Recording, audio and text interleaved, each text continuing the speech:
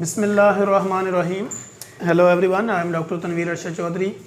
जैसा कि हमारे तमाम viewers, follower, patient, friends and families जानते हैं कि हमने हमेशा करंट इशू को टाइटल करने की कोशिश की है।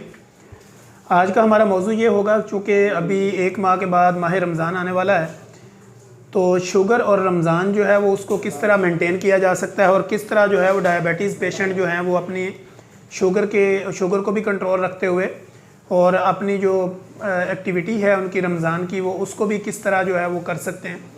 तो आज का हमारा मौजू ये होगा कि डायबिटीज़ ऑन रमज़ान के रमज़ान में जो है वो शुगर को हम किस तरह कंट्रोल करेंगे और शुगर की जो दवाइयाँ खा रहे हैं क्या वो रोज़ा रख सकते हैं, नहीं रख सकते।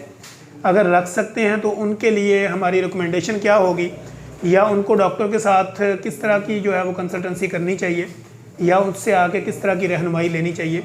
तो ये आज का हमारा मौजू होगा। बेसिकली सबसे पहले हम ये बताएंगे कि माह रमज़ान चूँकि रोज़ा जो है वो बीइंग अ मुस्लिम रोज़ा हमारे ऊपर फ़र्ज़ है, लेकिन उसके साथ साथ अपनी जान बचाना जो है ना वो भी हमारे ऊपर फ़र्ज़ है। तो बहुत ज़्यादा पेशेंट हमारे क्लिनिकल ट्रायल में आते हैं जो आके कहते हैं कि डॉक्टर साहब मैं रोज़ा रखना चाहती हूँ या मैं रोज़ा रखना चाहता हूँ। अब अगर उसमें डायबिटीज़ की भी दो कैटेगरीज़ हैं। अगर तो टाइप 1 की शुगर है आपको, यानी अगर आपकी उम्र 30-35 साल से कम है और आपको टाइप 1 की शुगर है, तो ऐसी सूरत हाल में तो मेडिकली अगर देखा जाए तो बिल्कुल नॉट अलाउड है कि आपको रिकमेंड ही नहीं किया जाता कि आप रोज़ा रखें। चूँकि आप हाइपोग्लाइसीमिया में जाएंगे, हाइपर से ज़्यादा हाइपो में जाएंगे तो आपको आपकी जान को ख़तरा हो सकता है। इसी तरह जो टाइप 2 डायबिटीज़ हैं, यानी शुगर की जो दूसरी किस्म है, जो 35 साल से ऊपर वाली उम्र के हैं शुगर के मरीज़ हैं, तो टाइप 2 डायबिटीज़ को हम अपनी मेडिकल ज़ुबान में और मेडिकल टर्मिनोलॉजी में जो डॉक्टर यूज़ करते हैं वो ये कहते हैं कि ये बेलगाम घोड़ा है।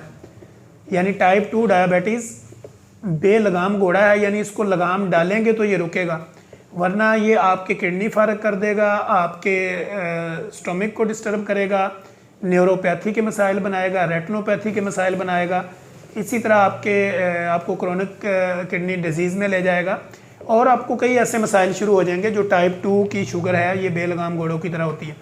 तो इसको लगाम डालने के लिए आपने प्रॉपर इसको मेंटेन करना होता है। उसमें मेडिकेशन भी है और अपना लाइफस्टाइल में है, फिर उसके बाद आपकी डाइट हैबिट्स हैं। तो ये वो चीज़ें हैं। हम चूँकि बात माह रमज़ान के हवाले से कर रहे हैं कि रोज़ों में हम शुगर वाले बंदे को रोज़ा किस तरह रखवाएंगे, तो सबसे पहले तो ये कि हम जो भी हमारे क्लिनिकल ट्रायल में पेशेंट आएगा तो हम उससे प्रीवियस रमज़ान की हिस्ट्री लेंगे। हम पूछेंगे कि आपने पिछले रमज़ान में जब रोज़े रखे थे तो आपको क्या क्या कॉम्प्लिकेशंस आपको महसूस हुई, या आपने क्या फ़ील किया कि आपको पिछले रमज़ान में क्या क्या महसूस हुआ, या किस तरह का जो है वो आपने अपने ऊपर कोई टाइम ऐसा देखा, या आपको ये महसूस हुआ कि रोज़ा मेरे लिए जो है वो कंफर्टेबल नहीं है, या आपने टोटली रमज़ान जो है वो किस तरह गुजारा, शुगर आपने कब चेक की, कब फिर आपने जाके मेडिसिन ली, मेडिकेशन का आपने प्रोसीजर क्या रखा और खाने का तरीक़ाकार क्या रखा। तो सबसे पहले जो टाइप 1 वाला है उसको तो हम मेडिकली रिकमेंड ही नहीं करते कि वो रोज़ा रखे। लेकिन अगर उसके बावजूद भी अगर वो रोज़ा रखना चाहता है तो फिर अगर चूँकि वो इंसुलिन डिपेंडेंट है तो उसको सहरी और अफ्तारी में जो है वो अपनी अफ्तारी सुबह सहरी के टाइम में अपनी जो है वो इंसुलिन, और इसी तरह जो शाम को अफ्तारी से पहले जो इंसुलिन है तो वो प्रॉपरली उसको अपने डायबिटोलॉजिस्ट के साथ मिल के, कंसल्टेंट के साथ मिल के अपना एक पूरा एक परफॉर्मा बनाना चाहिए कि मुझे कितने यूनिट लगाने हैं, कब लगाने हैं और शुगर मुझे दिन में कितनी दफ़ा चेक करनी है। कि जहाँ पे उसको लगे कि वो हाइपो में जा रहा है तो फौरी तौर पर उसको रोज़ा खोल देना चाहिए, ना कि तोड़ देना चाहिए। क्योंकि तोड़ देना जब हम कहते हैं तो हमारे जितने भी मजहबी लोग हैं वो कहते हैं कि रोज़ा तोड़ें तो इसका कफ़ारा है। तो इसलिए फिर हम उनको कहते हैं कि आपको जब भी लगे, आप शुगर चेक की, एक दफ़ा की, फिर आपने आधे घंटे के गैप से दोबारा चेक की, अगर आपको लगा कि आप हाइपोग्लाइसीमिया में जा रहे हैं, यानी आपकी शुगर अंडर 80 चली गई है या अंडर 70 चली गई है, तो वहाँ पे आपकी बॉडी वाइब्रेट कर रही है या आपको पसीने आना शुरू हो गए, तो आप फौरी तौर पे रोज़ा खोल दें। ऐसी कंडीशन में सिर्फ अगर आप पानी या कोई खजूर या कोई भी टॉफ़ी वगैरह का भी यूज़ करेंगे तो आपका इंसुलिन का लेवल जो है वो बरकरार हो जाएगा। इसी तरह जो टाइप 2 डायबिटीज़ हैं वो उनको तो चूँकि ऑलरेडी वो औरल मेडिकेशन कर रहे होते हैं जिसमें DPP-4 ले रहे हैं, सल्फोनाइल यूरिया, या जो इंसुलिन पे भी गए हुए हैं, तो ये वो पेशेंट होते हैं जिनसे हम प्रीवियस हिस्ट्री लेते हैं और उसके बाद उनकी फिर हम डोज़ मैनेजमेंट करते हैं। मसलन जो डोज़ वो सुबह में ले रहे होते हैं हम उस डोज़ को उठा के शाम में ले जाते हैं। चूँकि मॉर्निंग वाली हम डोज़ को कम इसलिए कर देते हैं चूँकि आगे जो रोज़ा है वो 14 से 16 घंटे का भी हो सकता है, वरना मैक्सिमम जो है वो अगर मिनिमम हम देखें तो 14 घंटे से कम नहीं है, और मैक्सिमम देखें तो वो 16 तक भी जाता है। तो इसलिए अगर हमने सुबह वाली डोज भी उसको उसी तरह रखा होगा, और उसकी डाइट चूँकि उसने जो सहरी की होगी उसमें चूँकि उसके खाने की मकदार फ़ैट, प्रोटीन्स, कार्ब की पता नहीं किस मकदार में होगी, तो अगर हमने वही डोज़ रखी तो आगे फिर 12-14 घंटे चूँकि वो खाली पेट रहेगा तो डर है कि वो हाइपोग्लाइसीमिया में ना चला जाए। तो इसलिए हम उसकी जो मॉर्निंग वाली डोज़ होती है उसको इवनिंग पे ले जाते हैं, जो इवनिंग वाली डोज़ होती है उसको हम मॉर्निंग पे ले आते हैं। क्योंकि माह रमज़ान से पहले होता क्या है कि लोग दिन के टाइम खाते हैं, रात को सोते हैं, लेकिन रोज़ों में ये बिल्कुल उल्ट हो जाता है, अपोजिट हो जाता है कि लोग रात को ज़्यादा खाते हैं और दिन को चूँकि सोते हैं। रोज़ा रखा होता है दिन को सो के गुजारते हैं, रात को खा के गुजारते हैं। तो इसलिए हमें सुबह वाली डोज़ को उठा के रात में ले जाना और रात वाली डोज़ को मॉर्निंग में एडजस्ट करना है। अब एक और होता है कि कुछ पेशेंट ऐसे हैं कि जो TDS पे होते हैं, यानी सुबह दोपहर शाम वो डोज़ ले रहे होते हैं, तो फिर हम उसको क्या करते हैं, उसकी जो दोपहर वाली डोज़ होती है या तो उसको स्किप करते हैं या उस डोज़ को उठा के सहरी अपना अफ्तारी के साथ ले जाते हैं कि जब आप अफ्तारी करें। तो अगर एग्जांपल है कि मिसाल के तौर पे अगर आप ग्लूकोफेज खा रहे हैं 500 मिलीग्राम, आपने TDS ली है सुबह दोपहर शाम, तो जब माह रमज़ान आएगा चूँकि दोपहर में तो आप ना तो लंच करेंगे और ना ही आप उसके साथ गोली लेंगे, तो फिर क्या होगा कि हम कोशिश करेंगे या तो उसको स्किप कर देंगे, 500 जो है वो आपको सुबह दे देंगे, 500 मिलीग्राम शाम में दे देंगे। लेकिन अगर फिर भी हमें लगा कि आपकी शुगर कंट्रोल नहीं हो रही, तो फिर हम जो 500 दोपहर वाली हमने स्किप की थी उसको उठा के हम आपकी रात वाली के साथ लगा देंगे, यानी रात को आप 1000 मिलीग्राम ले लेंगे और सुबह में 500 मिलीग्राम ले लेंगे। तो इस तरह जो है वो आपका रोज़ा जो है वो आप रख सकते हैं। चूँकि शुगर बेसिकली एक मैनेजमेंट है, ट्रीटमेंट एक प्रॉपरली एक मैनेजमेंट ट्रीटमेंट है। अगर आपने इसके ऊपर अपनी मेडिकेशन ना की, लाइफस्टाइल को ना बदला, डाइट हैबिट्स को चेंज ना किया और अपनी मॉनिटरिंग ना की, तो आपकी जान जा सकती है। चूँकि हाइपोग्लाइसीमिया में जब मरीज़ जाएगा तो 100% जो है ना वो ख़तरा होता है कि इसकी जान जा सकती है।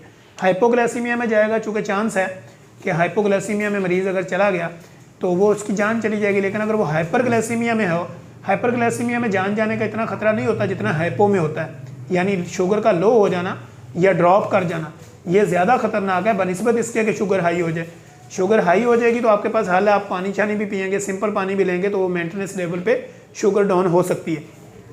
लेकिन चूँकि अगर आपकी हाइपो में आप चले गए, हाइपोग्लाइसीमिया में चले गए, तो वहाँ पे फिर आपको रोज़ा खोल देना है। रोज़ा खोल के कोई ना कोई चीज़ खानी है ताकि आप हाइपो से निकल के हाइपर की तरफ जाएं और फिर आपकी शुगर का बैलेंस मेंटेन हो। तो ये हमने माह रमज़ान के लिए अपने जितने भी व्यूअर्स हैं कि शुगर वाले, अगर पहली तो बात ये है कि रोज़ा वो ना रखें तो ज़्यादा बेहतर अगर उनकी शुगर अनकंट्रोल है। अगर उनकी शुगर मेंटेन है, मैनेज है और उनके पास HbA1c का टेस्ट उन्होंने करवाया हुआ और वो लेस दैन 6.5 या अंडर 7 है, तो गुड तो ये है कि वो 6.5 के अंडर हो। अगर ऐसी कंडीशन है तो वो रोज़ा रख सकते हैं, लेकिन वेरी केयरफुली। अब होता ये है कि शुगर में अक्सर लोग कहते हैं मैं शुगर चेक कर सकता हूँ या कर सकती हूँ रोज़े में या नहीं, तो कम से कम शुगर जो है ना वो 2 से 3 दफ़ा आपको चेक करनी चाहिए। अगर इतनी ज़्यादा 2 से 3 दफ़ा नहीं कर सकते तो फिर आपको जो रोज़े का पीक पॉइंट होता है, मसलन असर से मगरब के दरमियान, दुनिया के आप किसी भी मुल्क में हैं तो असर से मगरब के दरमियान वाला जो टाइम होता है वो बहुत ज़्यादा हाईली होता है। वहाँ पे डर होता है कि मरीज़ जो है वो पेशेंट हाइपोग्लाइसीमिया में ना चला जाए, तो वहाँ पे फिर आपने शुगर चेक करनी है। अगर आपको लगे कि आप लेस दैन 70 चले गए या आपको 70-60 पे आपकी शुगर चली गई और अगर 80 पे भी चली गई है, लेकिन आपकी बॉडी अगर वाइब्रेट कर रही है या वीकनेस फील हो रही है, चक्कर आ रहे हैं, तो फौरी तौर पे आपको रोज़ा खोल देना चाहिए ताकि आपकी जान बचाना फ़र्ज़ है। जिस तरह रोज़ा रखना फ़र्ज़ है, इस तरह आपकी जान बचाना भी फ़र्ज़ है। चूँकि आप बीमार हैं, आपके पास उज़र है, मजदूरी में शामिल होते हैं, और जब आप मजदूरी में होते हैं तो हमारा दीन कहता है कि हम इसको रिलैक्सेशन देते हैं। तो शुगर आपको पता है एक लंबी बीमारी है, लॉन्ग प्रोसेस है, तो इसमें अगर आपने रोज़ा रखना है तो वेरी केयरफुली रखना है। और रोज़ों से पहले अपने कंसल्टेंट के पास जाके, अपने डॉक्टर के पास जाके प्रॉपर अपना चार्ट बनवाएं और प्रॉपर उनके पास अपनी कंसल्टेशन करें, प्रीवियस रमज़ान का रिकॉर्ड उनके साथ रखें।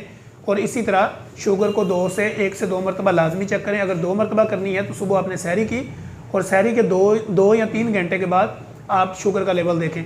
इसी तरह शाम को जो है वो अफ्तारी से 1 घंटा 1.5 घंटा पहले अपनी शुगर का लेवल चेक करें। अगर आपको लगे कि आप बैलेंस में चल रहे हैं तो फिर आप अपनी डाइट को मद्देनज़र रखते हुए आप माह रमज़ान में रोज़े रख सकते हैं। लेकिन जहाँ पे आपको लगे कि आप हाइपो में जा रहे हैं, शुगर का लेवल डाउन हो रहा है और आपकी बॉडी में कुछ सिम्टोमेटिकली चेंजिंग आ रही हैं, तो फौरी तौर पर रोज़ा खोल लें। चूँकि रोज़ा खोलने पे आपको गुनाह नहीं होगा, क्योंकि जान बचाना वो आपके लिए फ़र्ज़ है। जिस तरह माह रमज़ान हमारे ऊपर फ़र्ज़ है, इस तरह अपनी जान बचाना भी फ़र्ज़ है, क्योंकि जान, इंसानी जान बहुत कीमती है और अल्लाह ने इसके लिए रिलैक्सेशन रखी है।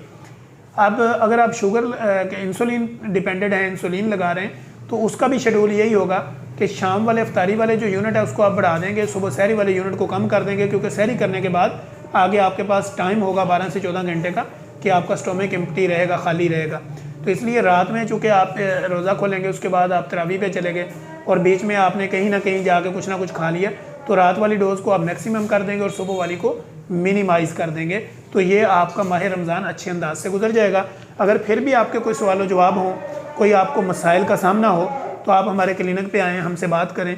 इसी तरह जहाँ पे भी आपकी अप्रोच हो, आप हमारे साथ कांटेक्ट करें और हमसे अपनी जिस तरह की भी हेल्प चाहिए होगी, हम रमज़ान में भी, रमज़ान से पहले भी आपकी खिदमत के लिए हमेशा हाज़िर हैं। और हम कोशिश करेंगे कि अपने नेक्स्ट एपिसोड के अंदर एक नई इन्फॉर्मेटिव वीडियो के साथ दोबारा आप लोगों के लिए हाज़िर होंगे। तब तक के लिए इजाज़त दीजिए। अल्लाह हाफिज़।